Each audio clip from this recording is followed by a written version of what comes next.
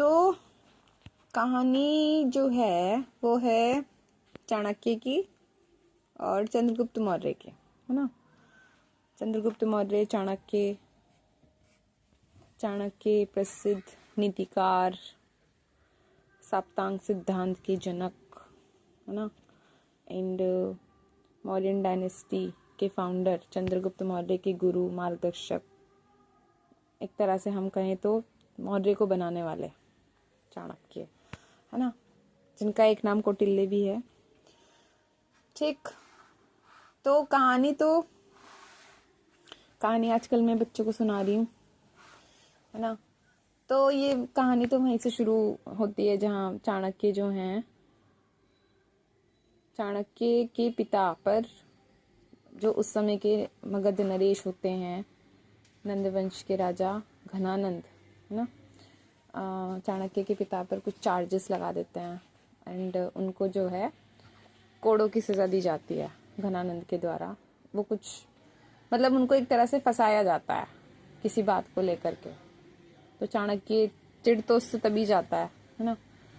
क्या बोलते हैं, हाँ, घनानंद से चिढ़ तो वो तभी जाता है। फिर एक स्थिति और हो जाती है जब क्या, ये चाणक्य के बचपन की बात थी, जब ये चाणक्य के बचपन की बात थी जब उनके पिता को कोड़ों की सजा दी जाती है राजा के द्वारा, है ना। और फिर एक दूसरी बात भी होती है जब घनानंद जो है अपने दरबार में ब्राह्मणों को आमंत्रित करता है शास्त्रार्थ करने के लिए, है ना। जो कहानी है वो इसी तरीके से है कि शास्त्रार्थ करने के लिए जब वो आमंत्रित करता है घनानंद ब्राह्मणों को, तो उन ब्राह्मणों में जो है एक चाणक्य भी होते हैं, ठीक है। हालांकि चाणक्य के बारे में जो इतिहास में कहा जाता है कि देखने में ज्यादा वो आकर्षक थे नहीं, है ना। रंग उनका थोड़ा काला था एंड चाल में उनकी थोड़ी सी प्रॉब्लम थी, जो जैसे भी थे। हालांकि हम व्यक्ति को उनके इन चीजों की वजह से तो वो नहीं कर सकते ना, तो वो चीज है। तो घनानंद जब दरबार में आता है ना, तो क्या बोलते हैं वो, एक तरह से सभी जो है, एक तो यह है कि चाणक्य जो है उनको सम्मान नहीं देते, मतलब उठते नहीं है उनके सम्मान में। एक ये है कि घनानंद उनको देख करके जो है उनका मजाक बनाने लगता है कि ये कौन है, किस तरह का व्यक्ति है, कितना कुरूप दिखाई दे रहा है। इस तरह के घनानंद के जो शब्द होते हैं चाणक्य को लेकर के, तो मतलब वो उनको काफी उनका मजाक उड़ाता है दरबार में एंड उनको काफी जलील भी कर देता है, बेइज्जत कर देता है। तो इस बात से चाणक्य जो है काफी ज्यादा गुस्सा हो जाता है ना। एंड चाणक्य जब इस बात से बहुत ज्यादा गुस्सा हो जाते हैं कि घनानंद को अपने पद का अहंकार हो गया है और उसको तमीज नहीं है बात करने की कि लोगों से कैसे बात करनी है, वो भूल गया है अहंकार के नशे में आकर के, है ना। उसको अपने पद का घमंड हो गया है, उसके राजा होने का घमंड है। तो इस बात से चाणक्य बहुत ज्यादा गुस्सा हो जाते हैं एंड उसके बाद जो है वो एक प्रतिज्ञा करते हैं कि नंदवंश को समाप्त कर देंगे मगध पर से। और राजा भी कोई अच्छा था नहीं वो, है ना। मगध की प्रजा पर तो एक तरह से अन्याय तो एक तरह से कर ही रहा था, है ना। और तो इस तरीके से कहानी चलती है कि चाणक्य जो है प्रतिज्ञा कर लेते हैं कि नंदवंश को खत्म कर देंगे, समाप्त कर देंगे और उसे राजा पद से हटा देंगे। और फिर उनकी एक ये प्रतिज्ञा चलती है कि उन्होंने जो है अपने जीवन एक संकल्प ये लिया था कि वो अपनी शिखा मतलब जो सर पे थोड़ी सी चोटी, सारे बाल उतारवा के जो एक चोटी सी बचा के रखते हैं पीछे, कि वो अपनी शिखा तब तक नहीं बांधेंगे जब तक वो नंदवंश मतलब घनानंद को राजा के पद से हटा नहीं देंगे, है ना। तो इस तरह का एक इतिहास में ये चलता है। और उसके बाद जब चाणक्य जो हैं जा रहे होते हैं दरबार से, फिर वो सोचते हैं, मतलब कुछ भी सोचते होंगे, तो उसके बाद वो जो है एक बच्चों की मंडली को देखते हैं। एक बच्चों का ग्रुप जो है वो एक नाटक प्ले कर रहा होता है ना। नाटक प्ले कर रहा होता है और उसी ग्रुप में जो है कुछ बच्चे मंत्री बने हुए होते हैं, एक बच्चा राजा बना हुआ होता है। राजा जो है उन सारे बच्चों को बताता है कि इसे क्या करना है, मेरे आदेश का पालन करो। मतलब उनको एक तरह से राजा की तरह जैसे डील करते हैं ऐसे ही कर रहा होता है ना। तो जब चाणक्य उस बच्चे को देखते हैं जो राजा बना हुआ होता है, उसको देखते हैं, देन वो इम्प्रेस हो जाते हैं उस बच्चे से। एंड उसके बाद वो डिसाइड करता है उस बच्चे को देख करके, उसकी क्वालिटी को देख करके, उसी जो छोटी सी एज थी, वो जिस तरीके के उन बच्चों के आदेश दे रहा था, काम बता रहा था उनको इस तरीके के, तो चाणक्य जो है उस बच्चे की क्वालिटी से बड़े खुश हो जाते हैं, है ना। एंड वो डिसाइड करते हैं कि वो जो है उसी बच्चे को मगध का नया राजा बनाएंगे, डिसाइड भी कर लेते हैं।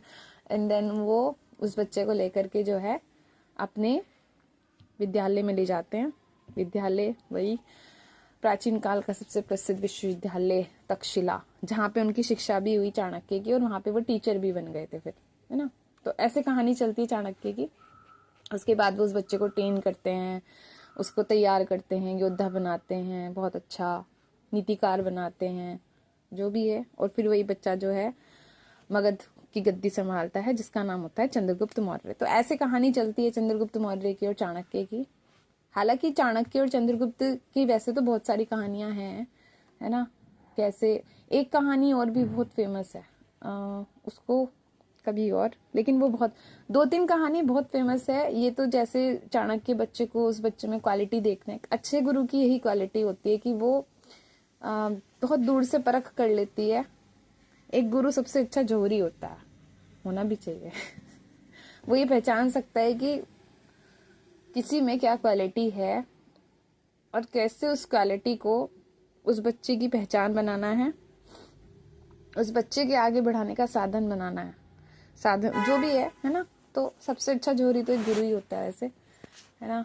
पर भाग्य से ही ऐसे गुरु मिलते हैं, भाग्य है, कर्म है, जो भी है, मैं तो ये कहूँगी, है ना। हर किसी को मिलते भी नहीं है, जो भी है। तो चंद्रगुप्त वाज वेरी लकी, मैं कहूँगी ये। तो कहानी तो यही थी, है ना, कि कैसे एक क्रूप से व्यक्ति ने अपने अपमान का बदला इस तरीके से लिया, बदला भी कह सकते हैं और एक तरह से मगध का हित भी कह सकते हैं। मगध के लिए वो जरूरी भी था, है ना। अगर वो नहीं लेते तो पता नहीं फिर नंदवंश और कितने टाइम तक चलना। लेकिन फिर वही है कि चीजें होने के लिए होती हैं, लोग सिर्फ कारण बनते हैं, लोग सिर्फ कारण बनते हैं, वरना चीजें तो होती हैं, चाहे जैसे भी हो, वो तो होंगी, है ना। दूसरी बात, एक मेरे पापा एक बात बोलते हैं कि मौत कभी खुद कारण नहीं बन, मौत कभी खुद पर तोहमत नहीं लगने देती, वो कारण बनाती है कि उसकी मौत ऐसे हो गई, उसकी मौत वैसे हो गई। तो वो सारी चीजें, है ना, ये ऐसे ही जितने भी दुनिया में है कारण चलते हैं। कारण नहीं होंगे तो काम भी नहीं होगा। कर्म से पहले कारण जन्म लेता है, बिना कारण के कर्म नहीं होगा, कारण बनना होगा, कारण बनना पड़ेगा, है ना। कारण बनना पड़ेगा। अगर बीज नहीं होगा तो पेड़ भी नहीं होगा। पेड़ है, बीज है तो पेड़ है, फिर बीज को भी आधार चाहिए मिट्टी का, प्रकृति का, और फिर मिट्टी को भी चाहिए आधार पानी का, वायु का, फिर उनको भी आधार चाहिए सूरज की रोशनी का, ऊर्जा का। तो हर बात के पीछे कारण, हर बात के पीछे एक आधार, आधार को भी आधार। तो वही वाली चीज है। अब उसे हम संयोग कहें, कारण कहें, सहजता कहें, सरलता कहें, जो भी कहें, पर बिना कर्म के कारण नहीं हो, बिना कारण के कोई काम होता नहीं है। जैसे हम ये बात बोलते हैं कि जरूरत आविष्कार की जननी है, ऐसे बोलता है ना। तो वही वहां पे भी वही है। जब तक किसी चीज की जरूरत नहीं होगी, हमें लगेगा ही नहीं कि हम अपने दिमाग को कुछ घिसें। हालांकि फिर उसमें ये आ जाता है कि उसमें कारण कारण जन्म ले लेता है, तो क्या बोलते हैं उसे, उसको क्या बोलते हैं, निष्कामता, निष्कामता खत्म हो जाती है, निष्कामता खत्म हो जाती है अगर कारण जन्म ले लें। अब सबके कहने के अपने अपने ढंग हैं। कोई संयोग कहेगा, कोई प्रकृति का बहाव कहेगा, कोई कारण कहेगा, जो भी है। बात ये है कि कुछ तो है।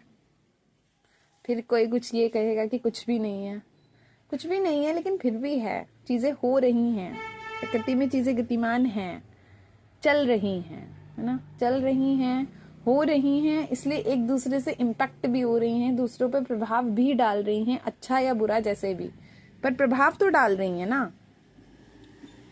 किसी के लिए सुख का कारण भी बन रही हैं, किसी के लिए दुख का कारण भी बन रही हैं, और जिसके लिए ना सुख का कारण बन रही है ना दुख का कारण बन रही हैं, वह वैरागी है ना, कि उसे दोनों में से कोई भी इमोशन महसूस ही नहीं होता, ना सुख ना दुख, वो दोनों में एक जैसा, है ना। But we are the human beings, हमें सुख भी अनुभव होता है, हमें दुख भी अनुभव होता है, हम महान नहीं हैं, हम इंसान हैं, बस यही वाली चीज़ है।